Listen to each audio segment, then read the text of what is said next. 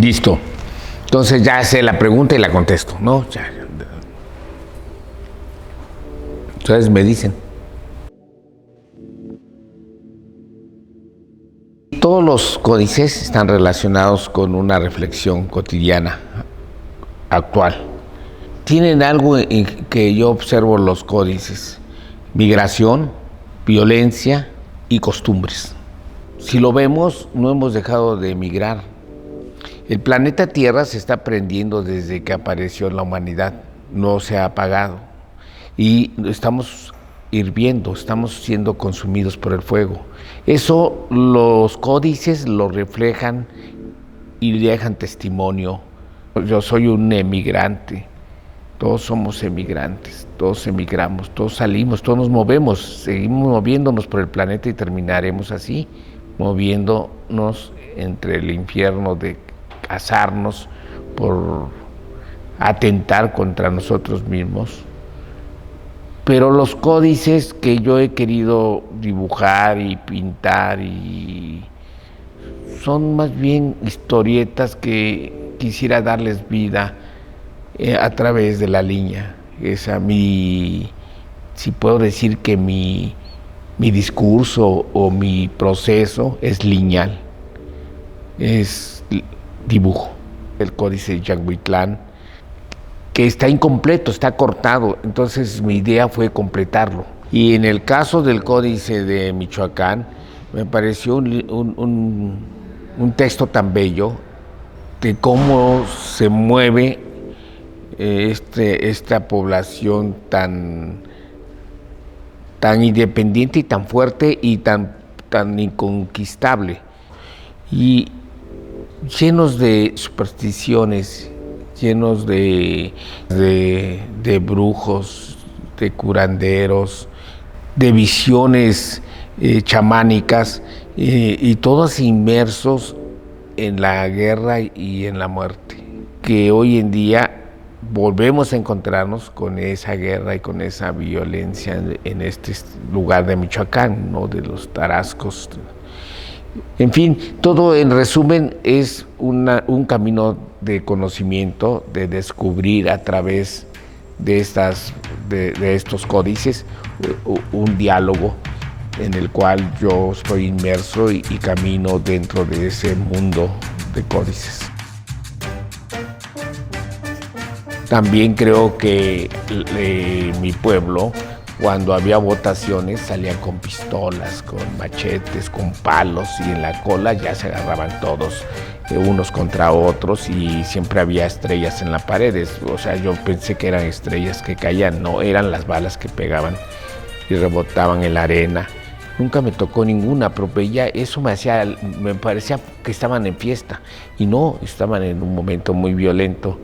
Y así se va transformando y nosotros vamos asumiendo la violencia de una manera natural. Yo recuerdo que cuando era adolescente, algo que pasara tan violento era un escándalo.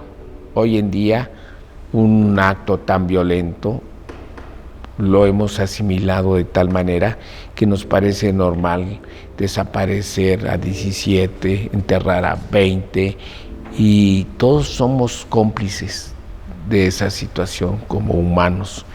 Y creo que esa historia violenta de los códices, donde agarraban a las familias, al hijo, y lo metían a una olla, lo cocinaban y lo sacaban, lo desmembraban y se lo daban a la familia de los que habían conquistado. O sea, los prisioneros eran cocinados para dárselos a las familias. La imagen terrible, pero esa fue la imagen. Y hoy en día hay una violencia terrible, digamos, haciéndolo más exacerbado, más potencializado. Hemos potencializado la violencia, la destrucción. Me pareció muy interesante la serie que hice sobre Todos Somos Juárez. Y ahora que los trabajé, terminó siendo Juárez no existe. Y yo creo que no existe. Si los vemos profundamente, no existen, porque a todos nos vale madres y quién fue Juárez. Pero lo de Juárez fue estas fotografías, Juárez el Nahual, Juárez la deuda pesa, Juárez y el ajolote, su Nahual.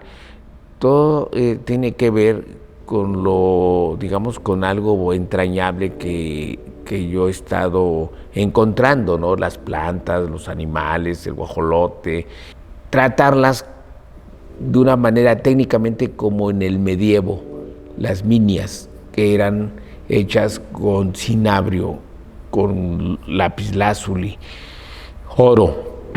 Entonces, toda esa técnica, que ya prácticamente no se practica, porque pues ya está prohibido incluso usar el cinabrio, porque es mercurio y azufre, el plomo. Entonces, me di a la tarea de encontrar mis pigmentos históricos y trabajar con ellos en unas hojitas, y empecé a jugar con todos los mitos del salvaje de Roger Bartra, el libro de Roger Bartra del salvaje, la melancolía, el ajolote.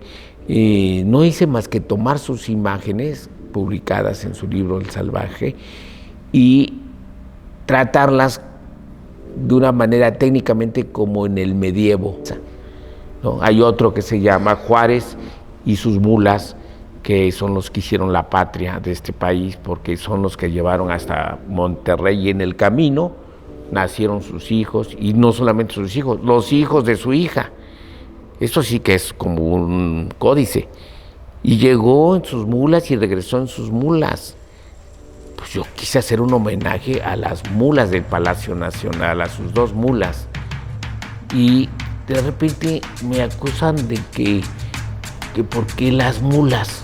Hombre, pues sin las mulas este país no hubiera tenido a este hombre. Somos unos mentirosos empedernidos. Todos los días mentimos. Y no queremos verdades, queremos mentiras.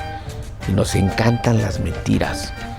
Entonces, ¿qué mejor que pintar creando, diciendo mentiras? Unas mentiras piadosas. Que todo lo que yo he pintado no son más que mentiras, no es verdad. Yo me inventé ese mundo porque mi vida de una familia que emigra a la ciudad, campesina, de un oficio carpintero, nos encontramos de repente en un mundo sumergido de violencia y de zozobra. Y yo decía, bueno, pero pues si no tenemos para comer, no tenemos, ¿qué hago? Pues hay que inventarse algo. ¿Y qué te inventas? Pues la gran mentira, inventar cuadros. En los pueblos no había luz, había velas en la noche. Cuando estaba lloviendo, se oía al caer el agua entre las tejas en el corredor y hacía frío, entonces nos sentaban en la mesa con una vela y ahí mi padre estaba tomando aguardiente y contándonos historias. Y hay historias terribles que se sentaba en la mesa a contarnos, que había visto al diablo, que tenía patas y garras. Entonces de niños estábamos ahí tomando el té con las galletas, escuchándolo en su embriaguez de aguardiente y sus historias. Cuando llegamos a la Ciudad de México, pues éramos muy, muy pobres y teníamos un metate y nada más. Y vivíamos en Ciudad Nezahualcóyotl. Y entonces había que ir a la escuela. Y en la escuela, pues, de Ciudad Nezahualcóyotl a Tepito, donde estaban mis primos, era todo una odisea. Y terminé boleando zapatos ahí en la Merced, cerca de la iglesia, de donde van todos los ladrones a pedir perdón o ayuda, la Candelaria. Y el tren estaba llena de prostitutas. Yo les limpiaba los zapatos. Militares ahí también limpiándole los zapatos. En realidad no necesitaba yo dinero, lo que necesitaba era salir de mi casa y hacer un viaje, una expedición visual. Sí, estos cuadros de los ardientes, en el 1985 viví en París, fue mi primera estancia, y Alguien me presentó a Francisco Toledo, vivía allá. Me dijo, mire, vaya usted a ver un cuadro de Matías Grunewald en Colmar. Y me dijo, tiene que tomar este tren, ya, llega usted, ya. Y fui, y en esa iglesia de Colmar les encargan un Cristo para los moribundos ardientes, que eran los hombres que comían el trigo del verano y el invierno, que se infectaban de un hongo y entonces volvían hombres lobos y brujas y los quemaban. Me dio pie a trabajar técnicamente el rojo de cinabrio. El rojo cinabrio. Entonces empecé a relacionarlo otra vez con una historieta, con un cuento, que era la bomba atómica. La explosión de la bomba atómica, el hongo. Y de ahí empecé a leer sobre este Cristo y sobre las técnicas, y fui con Manuel Serrano, un restaurador en México, para que me diera más asesoría, y terminé haciendo estos cuadros con colores muy tóxicos, que es otro tema, que ese cuadro de los plomos surgió porque en la historia todos los cuadros renacentistas flamencos tenían el fondo carbón con blanco para sacar la luz a la hora de pintar. Entonces traté de encontrar el blanco más puro, sin aceite, y encontré que el blanco de plomo o el blanco más puro es con el agua ácida de la Ciudad de México, que deja el cuadro completamente una capa de mortífero blanco de plomo. Quise hacer el principio de la alquimia, de lo que está abajo está arriba. Entonces puse unos helechos y una serie de dibujos con hilos, y puse pigmentos y las fui encimando como prensa, como 6 meses, 7 meses, ahí los dejé. Después los levanté y descubrí que eran hallazgos que no significaban nada, pero que ahí estaban. Y algunos eran muy fuertes, muy atractivos, eran palmeras, estaban hechas con pedazos de trapos. Y así realicé los plomos con el principio de la alquimia.